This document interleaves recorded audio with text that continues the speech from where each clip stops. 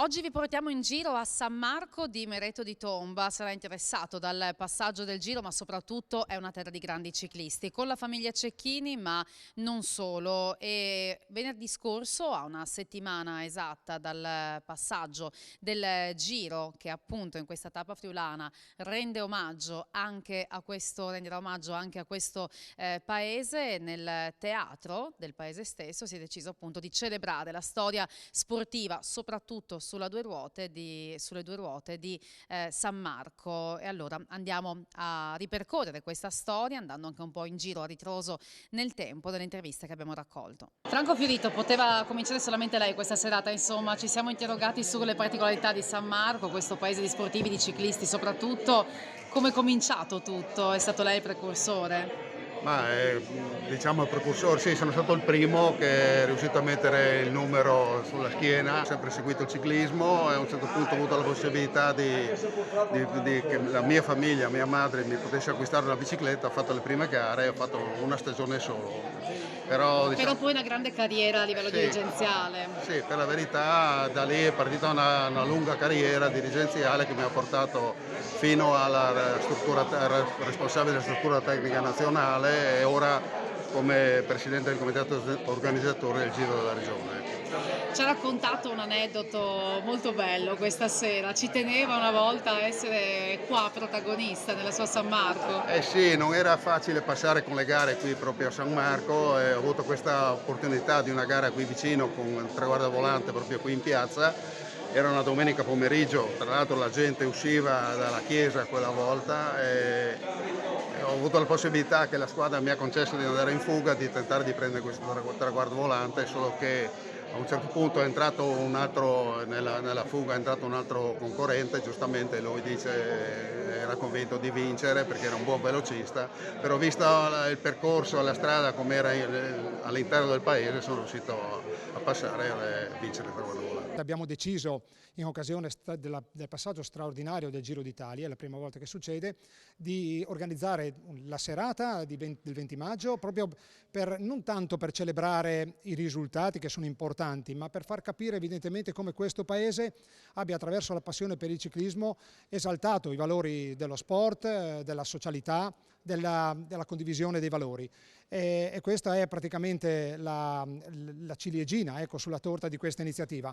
E poi giustamente abbiamo anche la gara delle esordienti allieve, quindi la gara per le ragazze, un po' tutto inquadrato in questo contesto di festa che il ciclismo porta con sé, perché il ciclismo è uno sport popolare per definizione. Fervono ancora i preparativi, però in realtà abbiamo delle idee. L'idea è di trasformare questo passaggio in una grande festa di paese e quindi l'idea è, giustamente in attesa del passaggio del Giro, di organizzare una grande spaghettata per tutti e quindi in piazza praticamente spazio chi vuole condividere questa passione, e poi è molto probabile che ci troviamo proprio all'interno della sala della comunità per vedere l'arrivo della tappa a Castelmonte, perché giustamente sappiamo che poi arrivare a Castelmonte non sarà facile, e così continuiamo la festa fino a sera, e probabilmente questo è lo spirito che ci contraddistingue, che ci fa portare avanti un po' le nostre iniziative. Danilo Moretuzzo, in questa serata lei praticamente ci mette il ruolo di presidente della Proloco, ma ci mette tutto il suo passato, tutti i suoi trascorsi e tutta la sua passione per il ciclismo, ci mette anche una parte della mostra che avete allestito, insomma direi che la sente molto sua.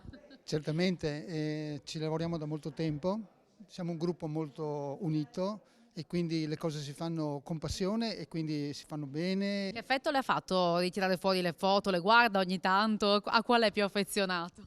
Se devo dire la verità, negli anni, 50 anni fa, quando correvo non scattavano molte foto, erano tutte in bianco e nero, quindi le mie sono in bianco e nero effettivamente, e quindi non ne ho moltissime, però quelle poche danno i ricordi molto belli che ogni tanto è bene rinverdire. Qual è quello a cui è più affezionato?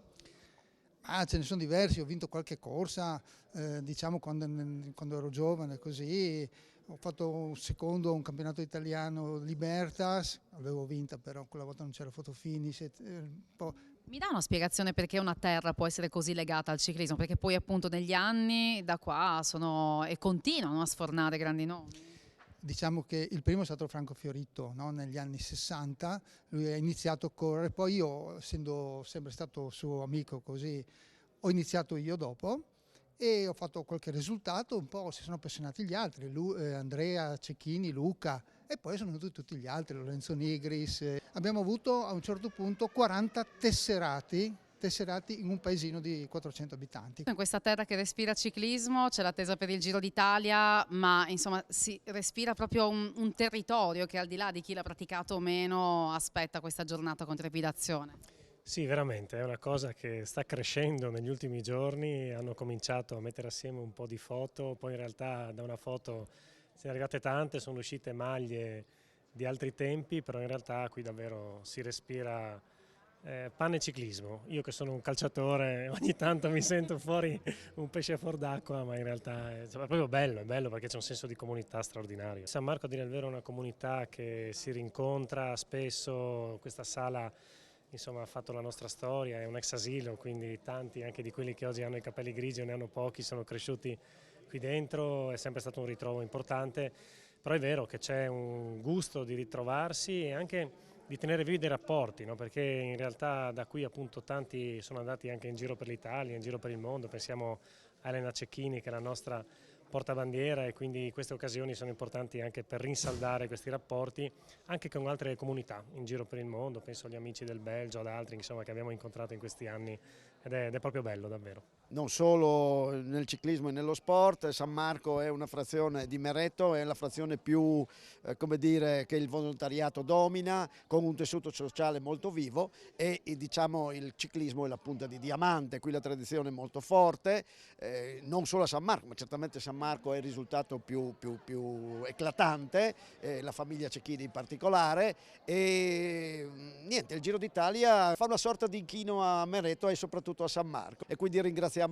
di cuore il patron, soprattutto il re Mida, direi, del Giro d'Italia in regione, il patron Cainero. Non solo ciclismo, diceva, perché infatti qui abbiamo anche un olimpionico, Barcellona 92, nel sollevamento pesi. Per lei invece come è cominciato, come si è avvicinato a questo sport? Ma è stato un caso, no? Diciamo, qualche parente mi ha portato al campo di atletica di Paderno a fare delle prove, quei tempi si facevano, per cercare di trovare qualche talento, e insomma niente, si è visto subito che c'era del buono addosso e così sono andato avanti.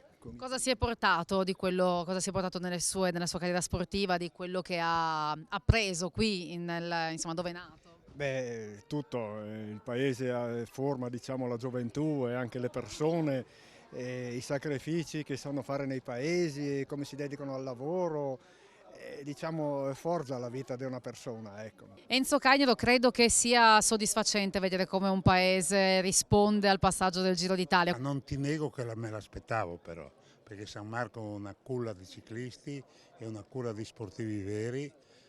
Io allora avevo ventilato, ma così alla lontana, forse vi aspetto una sorpresa.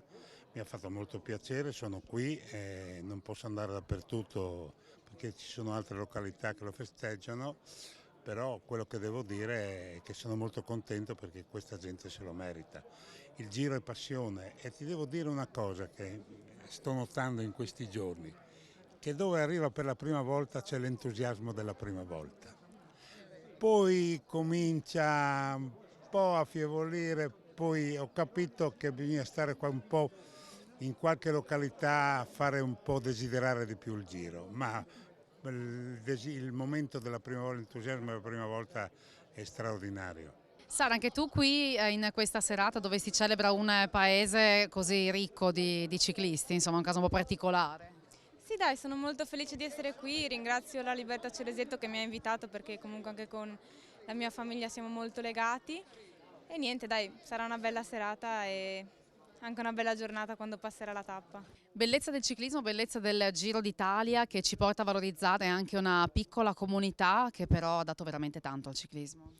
Ma sicuramente ha dato moltissimo al Comitato regionale del Friuli Venezia Giulia della Federazione Ciclistica Italiana, la famiglia Cecchini, tutti i loro amici con Franco Fiorito assieme, in questi anni hanno dato supporto al Ceresetto e da qui sono nati grandi talenti, grandi campioni, prima nello sport e adesso nella vita. E qui sono stati bravi nel tempo a trasmettere alle nuove leve la passione per il ciclismo, non hanno difficoltà annualmente a reclutare appunto le nuove leve e poi diventano grandi campioni a livello mondiale, come tra tutti spicca il nome sicuramente di Elena Cecchini. Ci stavo pensando proprio oggi, non poteva essere diversamente per me nascendo e crescendo qua.